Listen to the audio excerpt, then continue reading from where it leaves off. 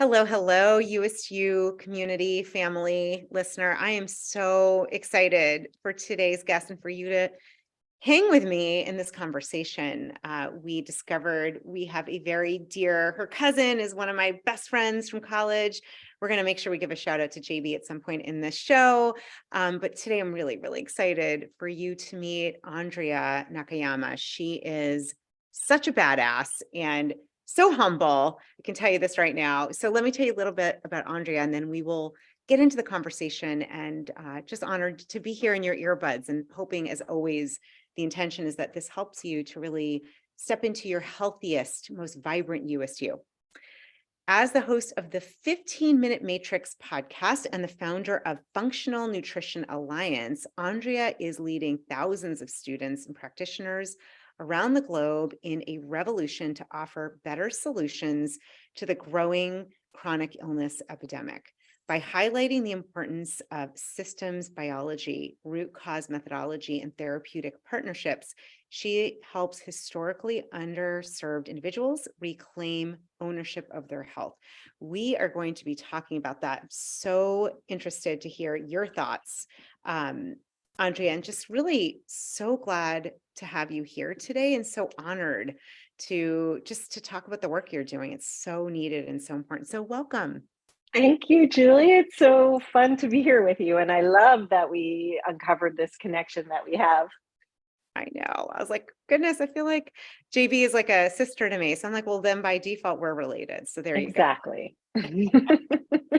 I love it. Okay. I think for those who don't know you and don't know your story, and maybe we just start for a moment, this whole area of functional nutrition is on the rise, thank goodness. What got you in the doors? Like, what got you interested in this realm, in this work? Maybe we start there, a little bit about your story and what brought you to Yeah. this whole career.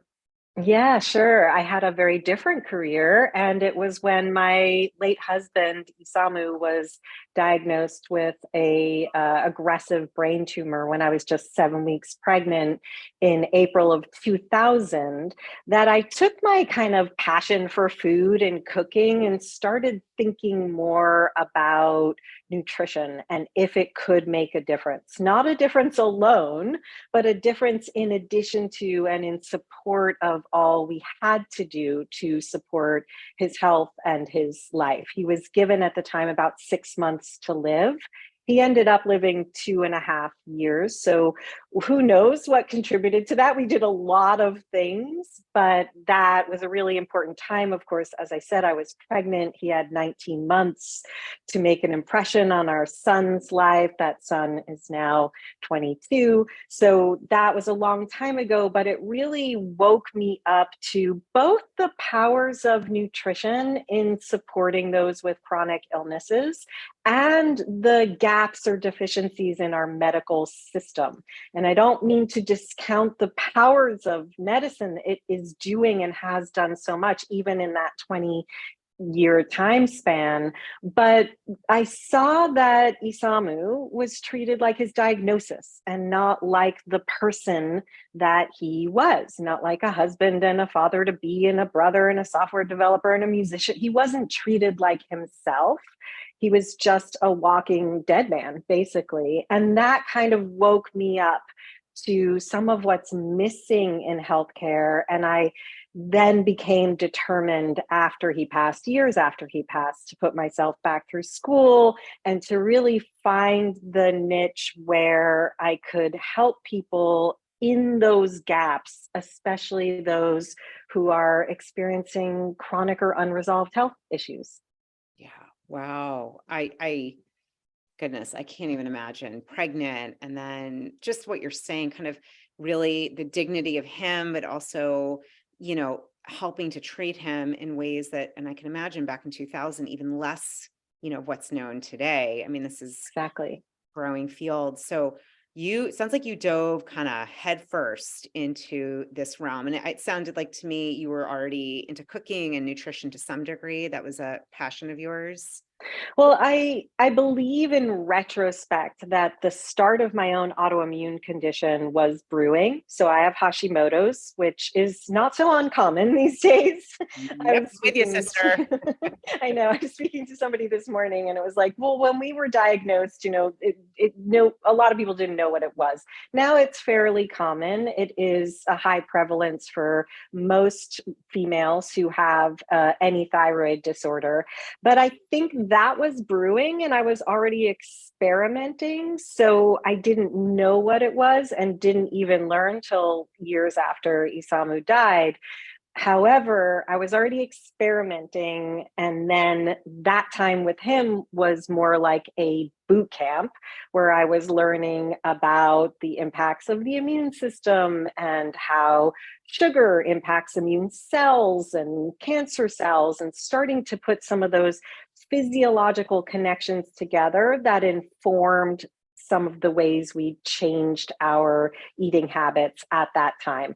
I did not know then what I know now. And I take that experience and I've been able to fortunately expand it out to thousands of clients, but then nearly 8,000 practitioners to expand out to their clients and patients so that we can shift our thinking, kind of reframe nutrition in a whole new way. Oh my gosh. First of all, you're speaking different circumstances. I was raising my hands for those who are watching. I'm like, yep, with the Hashimoto's also in the same. eh, And I want to say one of the most frustrating things was going to, a top of the line endocrinologist in the DC area and bringing up, I was studying it when I was getting my degree as well. And I was like, what's the deal with gluten? Should I have it? Should I not? And she said, there's no conclusive evidence. It does not make a difference. And I'm like, that's BS. That's crazy. Like, I can tell you, I feel different. This was Right. years ago. And I know you obviously, what you're doing though is so important, so needed. I think what might be helpful, I'm thinking for those listening, some who might have something like Hashimoto's or autoimmune, or just want to improve gut health and overall energy and hormones. Maybe we just start with, functional nutrition and what that looked like getting into that field, and maybe some basic information just for those that are Yeah. like, fill me in, sister. Tell me what's up Yeah. with the field. Yeah, I definitely think it's important to ground on these things because there's a lot of terms thrown around: Yeah. functional, holistic, integrative. I had a student the other day who was saying, like, how do I talk to potential clients about this? Because they think it's like woo woo. And I was like, well, functional medicine is based in physiology. Like, there's nothing woo woo about physiology. So I just like to presence those terms for people. Holistic is just a big umbrella term, it isn't connected to any specific way of thinking. So a lot of things can fall under the umbrella of holistic. Both functional medicine and integrative medicine were born in around the 90s with a different movement of physicians who were looking at what was maybe missing in healthcare. So in an integrative practice, they're usually integrating other modalities. And that means a functional practitioner can also be integrative, and an integrative practitioner can also be functional, as I'll explain with the functional. But integrative just means, yes, I recognize that I, as whatever kind of practitioner I am, need to do this work, and the person I'm working with may need acupuncture or herbs or a nutritionist or some other psychologist, some other modality that's going to help them. That's what integrative means. It means we're integrating different modalities. Functional, also born in the 1990s, was based on three primary tenets. Those tenets are embracing the therapeutic partnership, looking for the root causes, and embracing systems biology. So I call that therapeutic partnership, is where we're coming together and we recognize that there may be two experts in the room, and you as a patient are an expert in you in a way that I can't be an expert in you. You have to be the Youest You to show up to be that partner, right? So that's the importance of a therapeutic partnership. Looking for those root causes means we're asking, why is this happening? Not just what do I do about it? So, why is this happening? is what leads us back to where gluten may play a role. And I can talk a little bit about that. And then that systems biology is really a way in helping us to understand that everything in the body is connected. When we go to the endocrinologist, we might not be talking to them about our gut issues or our anxiety, but that's not how the body works. The body is my mantra is everything is connected. We are all unique and all things matter. So everything is connected helps us understand that, as we know, the gut's connected to the brain. The hormones are connected to the liver and detoxification, which are connected to the gut. We, as the experts in the room of the body, cannot discount that. And unfortunately, most of our current medical system has put things into ologies, which are separated. So functional means, or should mean, and I'm going to say should because a lot more people are adopting that term these days that I don't think are practicing functionally. Functionally doesn't mean you're getting a lot of fancy tests. It means we're embracing the therapeutic partnership, we're looking for the root causes, and we understand the significance of systems biology, which is that everything in the body is connected. Oh, wow. Really, really powerful, really well explained, Andrea. And I think, this to me, coming from a coaching background, right, where, I went to Maryland University of Integrative Health and we learned the client, whoever I'm working with, is the expert on themselves. What's a little different is you do have an expertise, right, in actually the some of the different ways of treating. Yes. Coaching, it's more of the expertise in listening and guiding. But I love that there's two experts in the room. I wholeheartedly embrace that, believe that, and then love that there's the focus on what's the root cause, because it's not Yes. just, hey, it's not just, I mean, this is, typically you're right. You go to the endocrinologist, it's your thyroid. It's like, no. There's a lot more connected. Everything is connected, like you said. And then this, the systems biology. That was really helpful. And I appreciate the explanation. Let's get into, okay, so we have, embracing these three aspects of functional Yes. medicine. In terms of what you're teaching and you're doing, let's say someone like yourself, right? You have Hashimoto's or an autoimmune condition. Where do you begin? And what is Yeah. that? How do we even begin to kind of address that what you're seeing is this condition? Yeah, so I'm going to break it down by condition, and I like to think in systems. So if I go back to those three tenets, when I think of that last way of looking through a systems approach, it's both systems biology and how do we take a systemic approach, or a systematic approach, I should say. So I have a model that I call 3 roots, many branches. And what I like to ask patients to do is list all their signs, symptoms, and diagnoses, every single thing you can think of.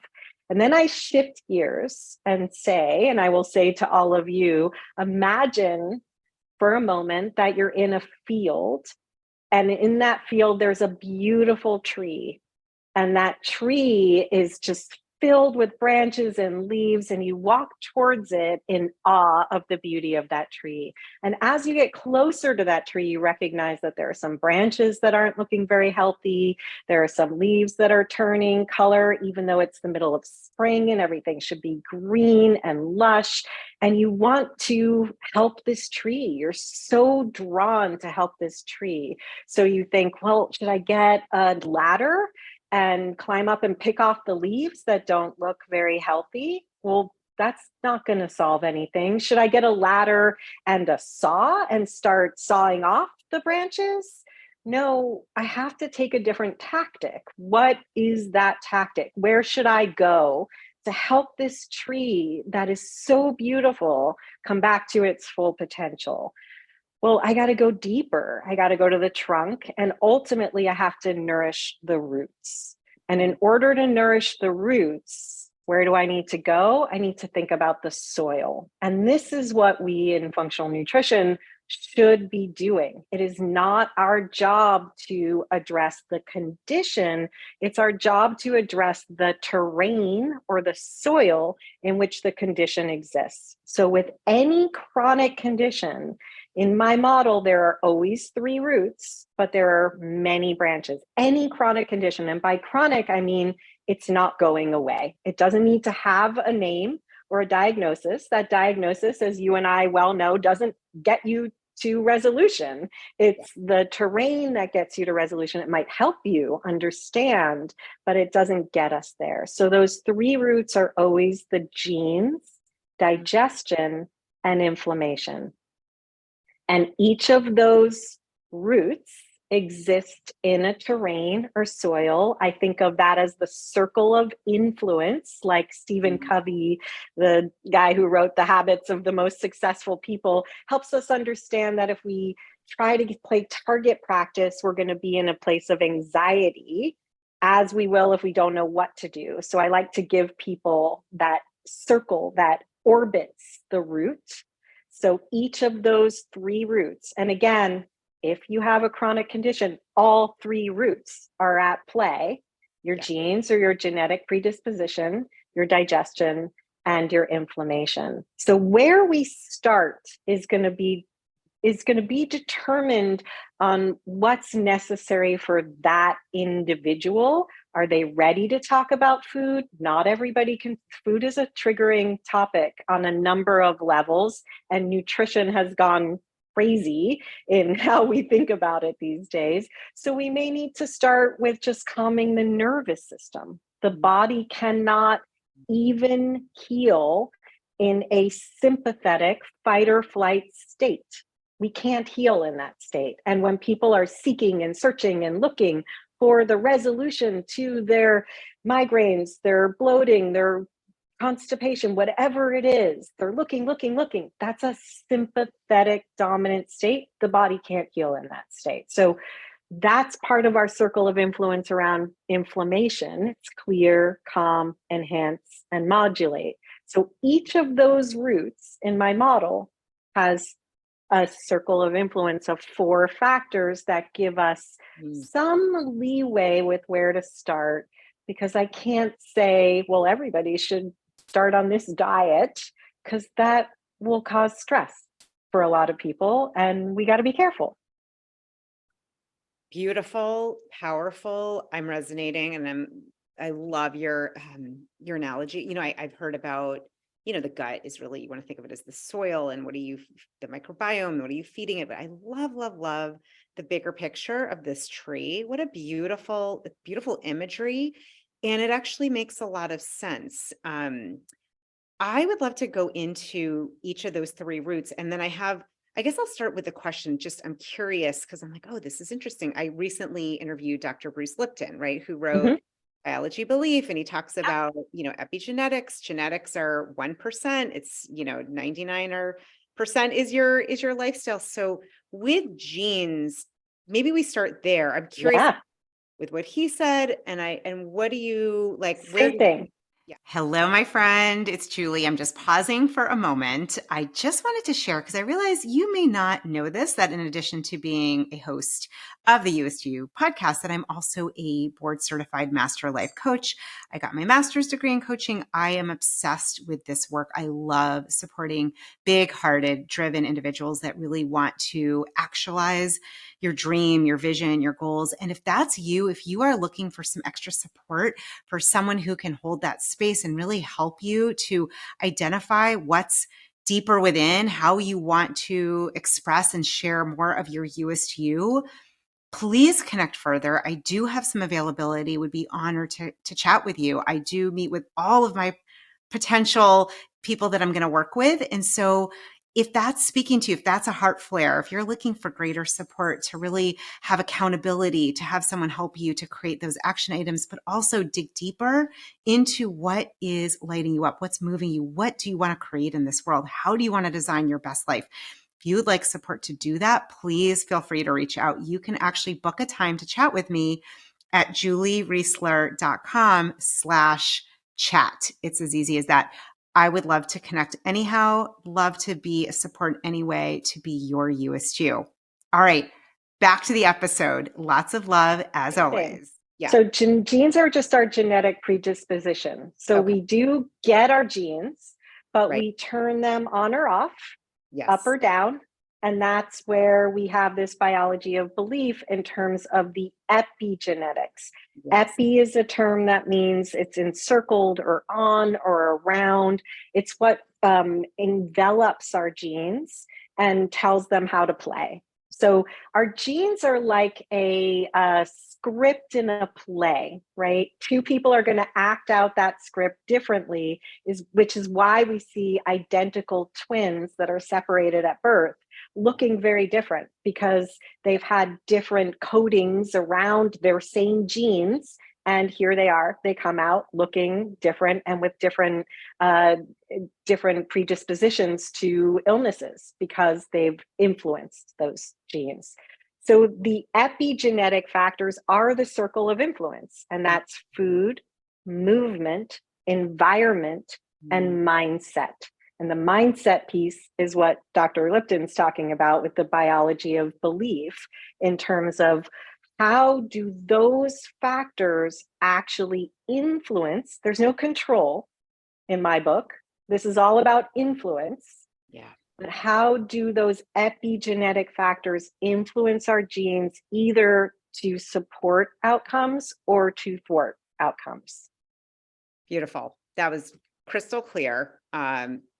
Beautiful. So we start, the first root is genes, which you Yep. discussed. Let's go into digestion. I'm like, ooh, Yep. bring it on. I'm excited. Part of the reason I love doing this show so much, Andrea, is I'm like, Same. love learning. I was going to joke and say Me I'm a too. Sagittarius through and through.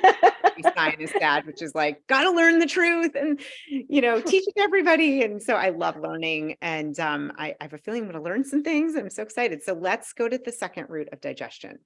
Yes. So just again, the circle of influence around the genes is food, movement, environment, and mindset. And I can't tell you what that's going to look like because it's individual to you. So I can't say, nor should anyone else, this is what your diet should look like if you have X. Because two people with X, let's say Hashimoto's, got there for different reasons. And so our bodies are going to respond differently. When it comes to digestion, the reason I brought up food is because we cannot talk about food without talking about digestion. And this is another mistake that's made in the realm of food and nutrition when we're learning from social media, people who are telling us how to eat, whether it's ketogenic or intermittent fasting or low carb. We can't talk about food without talking about digestion. It is where the two intersect. I call that symbiosis, where food meets physiology. I remember once I had a cousin who said, like, my mom, one of the other cousins, told me it's really interesting that you look at nutrition like through a chemistry lens. And I'm like, well, it is chemistry. That's what's happening in the body. Yeah, right.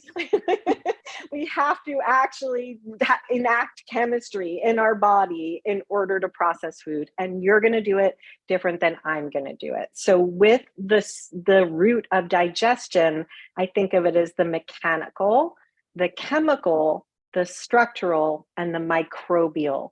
Oftentimes we jump to the microbial because it's very sexy these days and it promises a fix. But I will tell you, if you're not chewing your food, you're missing all the other steps that actually support the microbiome. And so we have to remember the mechanical, the chemical, the structural, and the microbial. And again, there's a lot to discuss in each of those areas. It's not a to-do, it's more of a framework of look what I can do, look where I can focus. There's a lot that's in my own control, or I should say influence, in keeping with my theory here, no control, but there's a lot I can influence with my behaviors and my actions. Oh gosh, Andrea, that is, I'm just taking a moment to pause to take that in, because it's true. I think the microbial, the microbiome, that is so a place we go. And as you're saying this, so one of the things, like, I know for me, as a mom and an entrepreneur, and like a lot of times I'm eating very fast. Yeah. and I'm not chewing thoroughly, which I don't want to digress, but I just read Breathe by James Nestor and was like, Mhm. oh crap, I am like affecting my mouth and my teeth and my nasal. And I was like, okay, Julie, Totally. you just stop. You got to slow the F down and chew, and really chew thoroughly and give yourself that time and space. So really important. It's something I think many overlook. And so I know that's just one little piece. In terms of, is there anything else around chemical? I know you said the chemical, the microbial. Structural, yeah, Yeah. yeah. So I want to just say we all need these reminders. There is no state of perfection in the journey to health. And that's something I feel really passionate about, helping people understand what stories we're telling ourselves about what this is supposed to look like that actually get in the way of our healing journey. So we all need reminders. Every time I say to chew, I'm thinking like, oh yeah, remember, chew more because we're busy, especially as women trying to do it all. When we think about the chemical, that's where the chemistry happens, right? Again, we need enzymes, we need hydrochloric acid to break down our proteins. We're all going to be developing those different enzymes and chemicals at a different rate, and we may need help there. And so that's where the body needs support, and chewing again gets a lot of that chemistry going for us. So that's one way to back that up and say, what's something I can do when I leave listening to this conversation? Oh yeah, chew, reminder to chew. The structural is where we hear a lot about like leaky gut. And this is where the conversation with gluten happens. And I'm doing air quotes for anybody who's listening, because people will say like leaky gut, what is that? Well, the digestive system is designed to be permeable so that we can take the chemical constituents of the food we eat into the bloodstream to feed the cells. Nutrition is about growth, metabolism, and repair. It's not about a diet. It's about growth, metabolism, and repair. And the digestive system is designed to be permeable so that the right things get into the bloodstream and to the cells, and the wrong things don't. And when we have a gut that is hyperpermeable, which is almost always the case with those who have chronic health conditions, particularly an autoimmune condition, that's when we get constituents into the bloodstream that confuse the immune system Yeah. and can cause problems. So I always like to remind people, when we think about a food or a recommendation, we can't put a good or bad label on it. There's an infinity loop that we're always involved in. So gluten, I'm not going to call it bad or good. Yeah. Gluten in my body doesn't do well for my immune system or my gut. And then we also have to think about the psychological response. If somebody's having a psychological response to the removal of the food, that also causes a negative reaction back to the biology of belief. So what's happening Mm.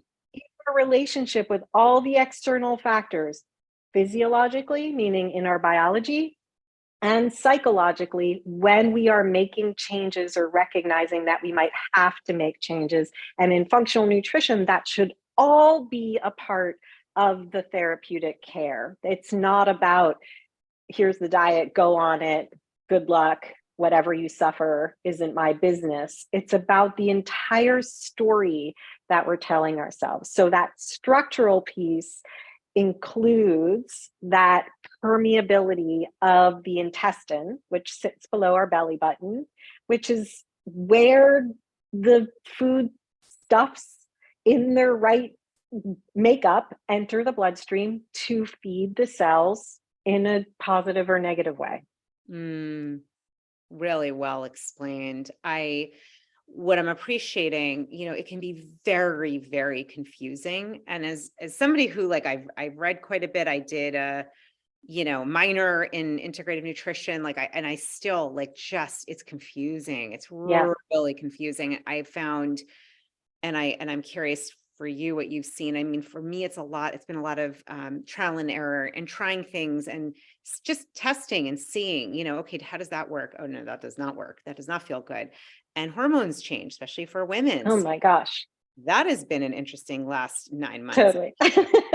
whoa, okay, well now I'm seeing actually when I didn't eat starch at night, actually it's a good idea because then I sleep better. I mean, it's just so I love, is there any, I don't even know if this is a question you can answer, there's people that fall into all different camps, right? And the Yeah, way I've always seen it is, well, everybody's different. So for yeah, someone, a vegan diet really does work. For somebody, a autoimmune protocol following that works. For somebody really just staying in that keto space work. I mean, it's just, yes, there's just a lot of like, this is right and this is right. And right. I don't know that there is any right, but I'm curious what you think about all of these Yeah. various food I options. think that it's such a good question, Julie. And I think works is the optimal Mm, term yeah. here because what I've seen too often is that people who, like you, have done all the work, followed all the right people, they've been on the restricted diets, they know it works for them physiologically, but then it doesn't work for them psychologically.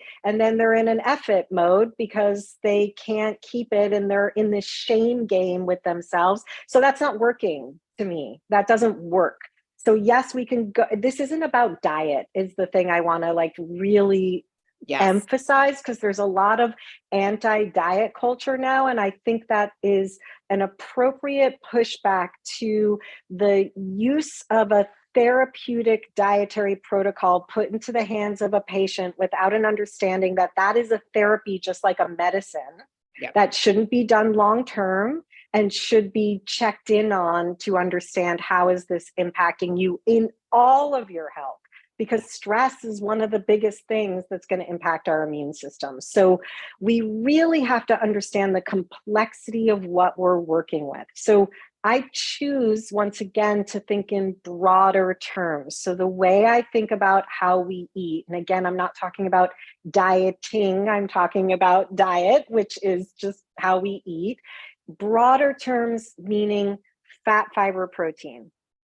Is that something you can think about? Fat, fiber, protein. Every time you eat, am I eating fat? Am I eating fiber? Am I eating protein? Of course, there's next level conversations of what's a good fat? What's a good fiber? There's all of those things. But fat, fiber, protein helps us to keep balanced, and our hormones and our blood sugar are deeply related. I also like to invite people to eat the rainbow. Play with it. Think about what colors are you eating today? Are you getting diversity in your diet? And then know your yes, no, maybe list and be Mhm. honest with yourself. And your yes, no, maybe list, you can write it down right now. What foods do I know really make me feel good? What foods do I know don't make me feel good? And what am I unsure about? And you may choose something that makes you feel good emotionally that you then learn doesn't work for you physically, but that becomes a conversation of how do we make sure you get that need met so we're not taking away and depriving you of that feel good even though you can't eat that particular food or food substance and not Mm, do some more damage to your body. It's super nuanced, but right. those are my three I never want to call them rules, but like precepts that we can think into. Fat, fiber, protein, eat the rainbow, and yes, no, maybe. Gorgeous. I have chills, which is my symbol of like, I am with you. I trust me, sister. I feel you as, and I don't know your past. I know for me, having struggled with food, overeating, food addiction, sugar addiction for a long Like time. everybody is Yeah, what I'm going to say. that's right. I'm realizing like that's just like most everyone. It's also sugar is just it's so addictive and it's meant to be.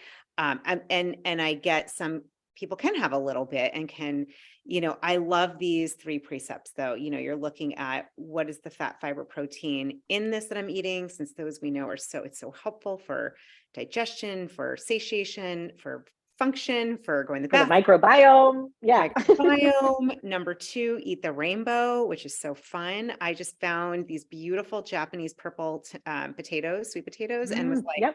must have these more often. They're gorgeous. Like they're just beautiful. They're so pretty plum. And I'm laughing at myself because I've been trying to do the rainbow and I'm like, oh, I got a new purple. And just this yes, no, maybe. And to be honest in a loving, what I love, Andrea, with you and what you're your energy and where you're coming from, I can just hear this compassion and self-kindness and loving, attentiveness. This is not Yeah. ever about, I appreciate your language and the nuance. I resonate. And I think this is going to be so, so helpful for everyone listening. I hope so. The last of the three roots, we kind of talked about inflammation. Yeah. You mentioned stress, which I've personally, I'm going to just out myself. I have struggled with that in ways I didn't even see happening with nervous system, Totally. dysregulation, and it was really upsetting. Like I did not realize how, and I'm saying this because maybe others will have this where that going on, that pushing, the more that masculine energy, that overachieving, that actually not so good, no bueno for my nervous system, and it's taken a couple years to to shift that. So I would love to hear your thoughts on the inflammation piece. Yeah, so that is the clear, calm, enhance, and modulate. Those are our ways of influencing that root. And for most of us, the enhance and modulate may need to be done with a practitioner, right? Like that's something I would be teaching a practitioner to do, but we can think about the clear and the calm. And the clear might be getting a toxic relationship out of your life or putting up some guards there. It might be dealing with an infection you have or removing a food that you put on your no list that you still sort of toy with. One I struggle with is coffee, right? I know it doesn't serve me. Talk about masculine energy. I have a lot of it. I'm an entrepreneur. I've built a really successful business that I sold, that I'm still a part of. There's a team. I've been a single parent, filling in the gaps for both parents. Like I've got the testosterone, right? But you put coffee in there and it goes up a notch in ways that, like, I recognize, even if I don't feel it in my body, those around me feel that amp up in my aggression that the world doesn't need, right? Maybe the world needs, but those in my intimate vicinity don't need. So those are things that me just recognizing, oh, that's something I need to clear in this moment because it's not serving the mirror I get in my life and how that feeds me. So clearing and calming. Calming is that stress, that nervous system response. Clearing could be a number of different things. It could be clearing clutter from our closet. Anything we do has that support to bring down the inflammation that we're experiencing. The immune system is incredibly complex and it contributes to the hormonal challenges we have, the digestive challenges we have, that epigenetic state that turns the genes on or off in ways we don't want it to. And so we just need to think, what can I do? And that's that third root of the inflammation. Clear, calm. Oh my gosh. Everything about you, what you're saying is just a full body, like this woman is a unicorn. You just are. Thank You you. are such a unicorn. I know you're helping more than thousands. And this is everything. This is where I think there's just really underneath it is this deep empowerment and this Yes. ability to hold ourselves with sacred kindness, attention, and coming from that wider lens perspective. I'm so grateful for what you're doing, Andrea. This work is so needed. I mean, I just somebody who's been in it and I'm listening and got so much just even from what you've shared. I know anyone listening today, whether they know someone with a chronic situation or have struggled with maybe any kind of inflammation or gut Yeah. health or feeling overwhelmed. I mean, this is useful for all of us for sure. And I just want to thank you because the work you're doing is just so powerful. I know one of the amazing people I'm coaching now did your program. She loved it. I always say, what is my term that I use? We were loving up on you. Just Oh, she's so awesome. We were talking good shit behind your back. We were like, she's yay. amazing. And Thank you. I love what you're up to. And thank you for for turning, the experience you went through with your late husband and then your own health journey, becoming such a champion for real, true, grounded, rooted well-being at a deep level. Really, thank Thank you. you. Yeah, thank you. And right back at you. Thank you for having me and for the work that you're doing. Thank you so much, Andrea. And I'm just going to share for everyone. We'll have it in the show notes, but you can learn more about Andrea, her program, her work, her everything at andreanakayama.com. I'll have it all spelled out. It'll be there for you. We'll have to have you back another time. And I'd love obviously it. stay in touch. You are just truly, you're spreading such goodness. Thank you. Thank you. Thank you. Thank you. And I want to just thank you, my lovely, beautiful listener, for hanging with us. We really, really hope that you got something today. Definitely can imagine more than one nugget or takeaway. Most importantly, that you are holding yourself with that sacred lens, that you are a beautiful divine being. You have everything you need within you. You are the expert of you to be and live as your Youest You. It is not just a quick fix and a quick answer. It's coming with that graceful, loving, compassionate viewpoint and holding that space. And I just hope that today's conversation helped you in your health journey for those that you love. And as always, just grateful to be on your journey, being your Youest You and in your earbuds. So until next time, lots of love.